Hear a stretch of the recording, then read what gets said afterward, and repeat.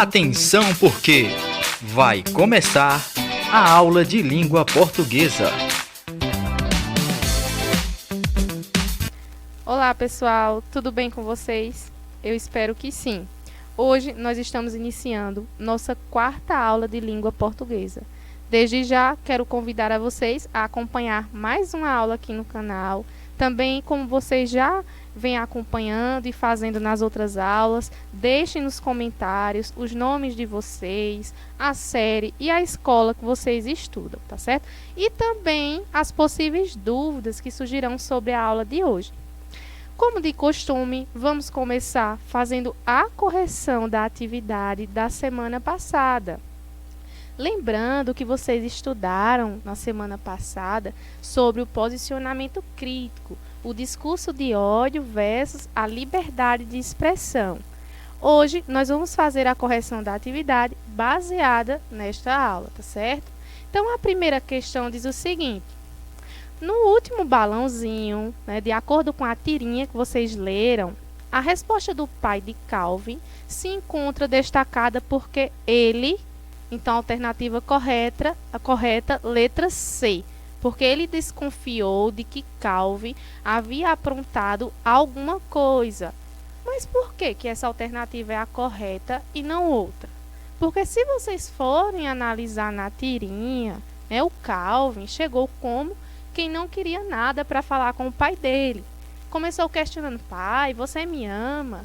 Então, o pai disse que sim, E Calvin continuou: mas mesmo se eu fizesse algo de ruim, o senhor também continuaria me amando muito, muito. Então foi nesse momento que o pai dele começou a desconfiar que Calvin tinha aprontado alguma coisa. Por isso, a C é a alternativa correta, tá certo? A segunda questão, como vocês puderam analisar, foi uma questão pessoal para você refletir com a sua família em casa. Então, você não precisava ter respondido, certo? De uma forma manuscrita, todas as respostas em seu caderno, mas apenas conversado e debatido com sua família. Vejam só algumas perguntas. Primeiro, a charge, Analisem a charge. O que nós vemos? Um garoto e um pai.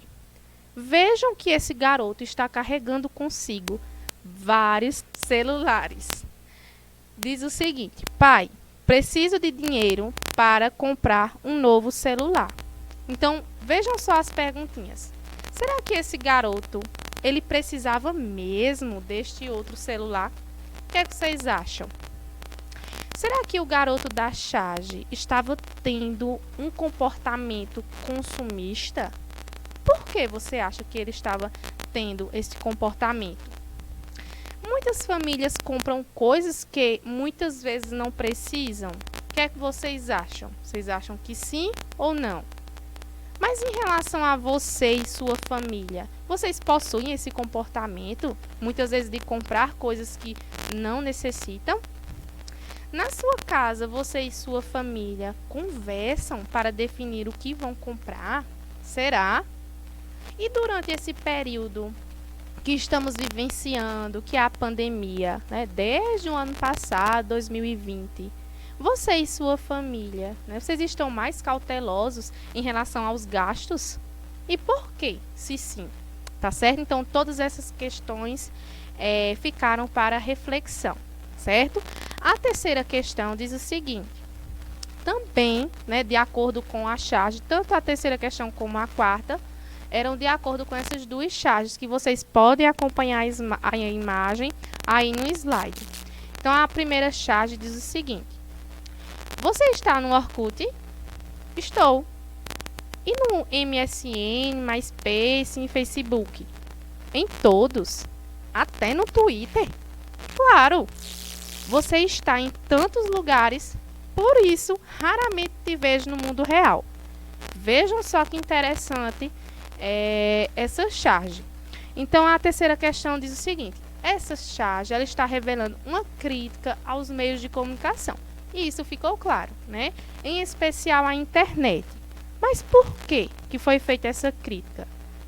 Porque muitas pessoas, aliás, algumas pessoas, certo? Algumas optam pela interação social através das redes sociais, que foi o caso do personagem acima, né, que dava preferência à comunicação, à interação através das redes sociais, dessas mídias, tá certo? Então, portanto, a alternativa correta, letra A. A quarta questão foi solicitado que vocês interpretassem a seguinte charge. Escreva todo o seu ódio no papel. Já coloquei no Facebook. Então, a quarta questão diz assim. Descreva o que a charge está representando. Então, se vocês analisarem bem, né, a charge, a imagem, vemos a presença de uma psicóloga, né? E ela está citando uma forma de relaxar o paciente. Então, foi justamente por isso que ela solicitou, que ela pediu que esse paciente colocasse, né, seus sentimentos no papel. Mas o que aconteceu? O paciente disse que já havia colocado no Facebook, né? Ou seja, nas redes sociais. Por isso que ele depositou a raiva, seja nos posts ou até mesmo em outras pessoas. Então, de acordo com a aula, né, que vocês assistiram semana passada, vemos a presença do discurso de ódio, né, que ele descontou toda a raiva dele em pessoas que não tinham nada a ver com a situação, tá certo? Então, nós encerramos a correção da atividade, da terceira atividade, e vamos agora iniciar a nossa quarta aula de língua portuguesa. Hoje, nós vamos estudar sobre o planejamento e a condição de produção e circulação de textos de divulgação científica. Como o próprio nome já diz, né, tem por objetivo divulgar conhecimentos científicos e até mesmo tecnológicos para um público bem amplo. Mas quais pessoas, professora, que estão envolvidas nesses estudos aprofundados sobre a ciência e sobre a tecnologia? Vocês puderam também acompanhar no vídeo que são os pesquisadores, professores e até mesmo cientistas, né, que se fazem presentes, que fazem os experimentos, sejam em universidades, até mesmo em laboratórios. Mas, professora, as pesquisas científicas são realmente importantes para a população? Sim, a pesquisa científica é de fundamental importância à população. Mas por quê?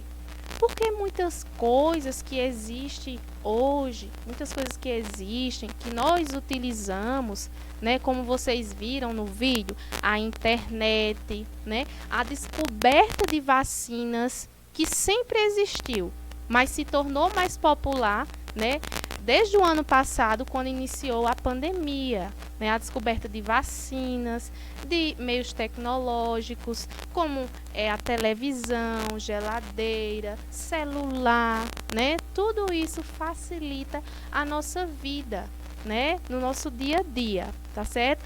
E onde é que nós encontramos esses textos científicos que são aprofundados, né, elaborados até mesmo por cientistas, muitas vezes?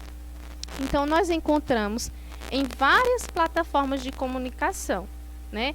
Pode ser na televisão, pode ser na internet, né? Em websites, em blogs e até mesmo, vocês sabiam que existem revistas específicas para tratarem sobre assuntos científicos?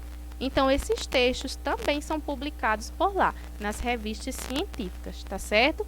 Vejam só no slide a definição que eu trouxe para vocês.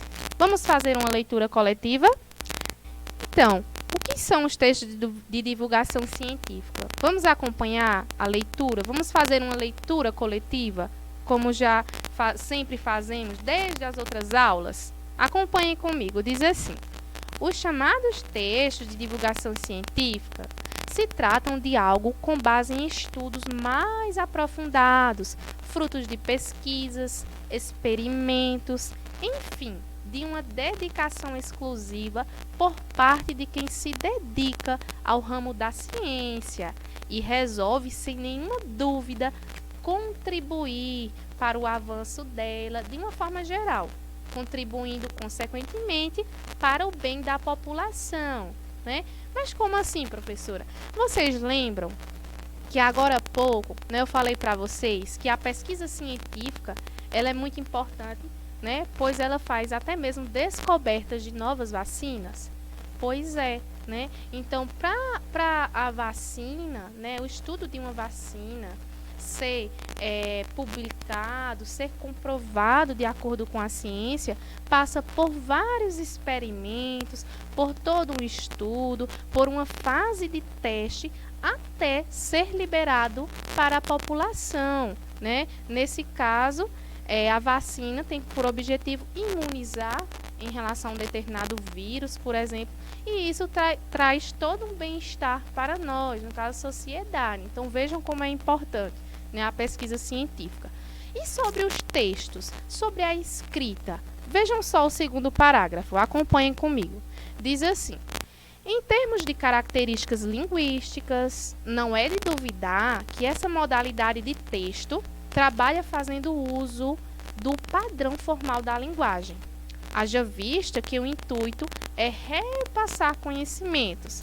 Por essa razão, provavelmente não encontraremos traços de pessoalidade, ou seja, o uso da primeira pessoa do discurso, eu, certo?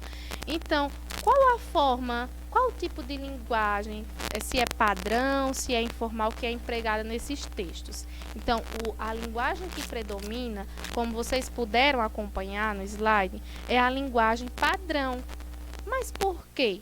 Vocês estão lembrados que nas aulas passadas, eu falei para vocês que a norma padrão da nossa língua tem por objetivo unificar a língua?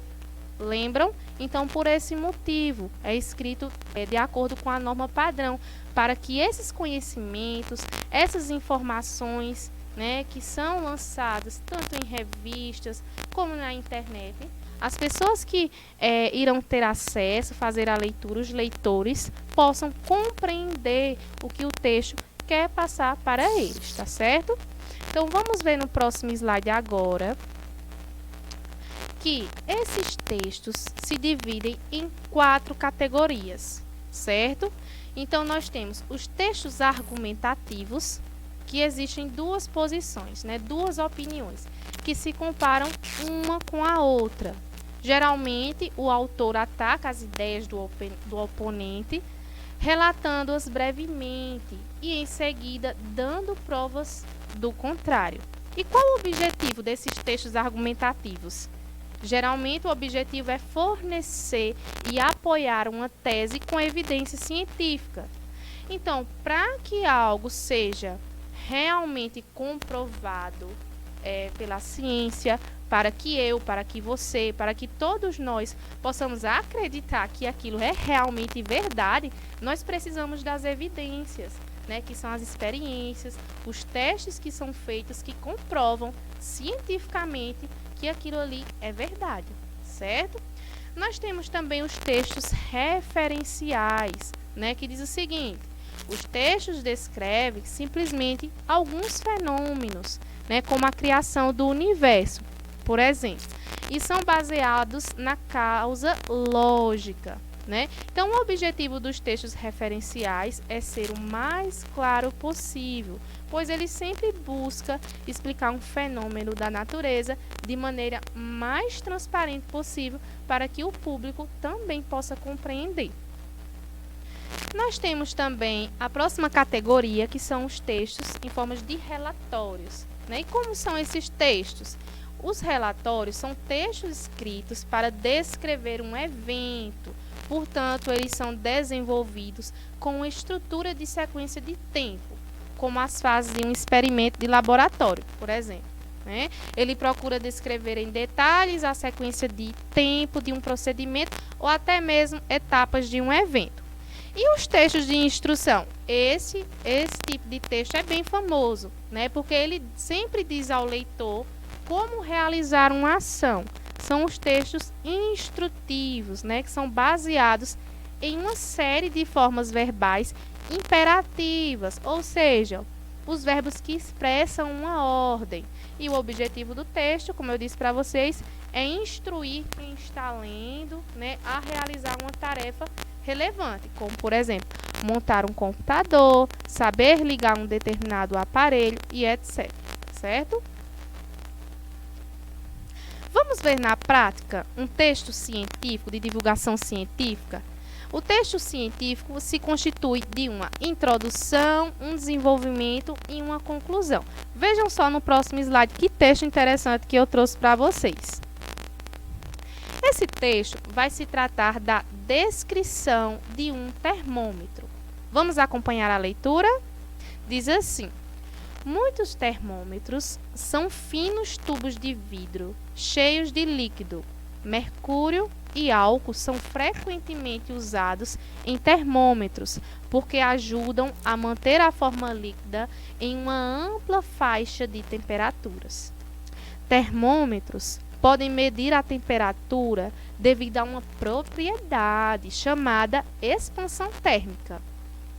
A expansão térmica é o aumento no volume de uma substância devido ao aumento da temperatura.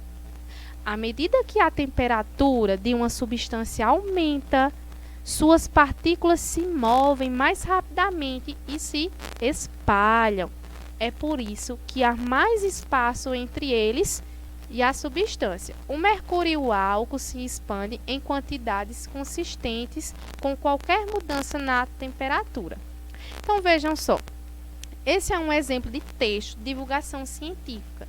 Como vocês puderam observar, esse texto fez a descrição do termômetro, falou um pouco mais para nós como é esse termômetro, como ele funciona, que nesse caso, né, são finos tubos de vidro cheios de líquido. E para que eles servem mesmo?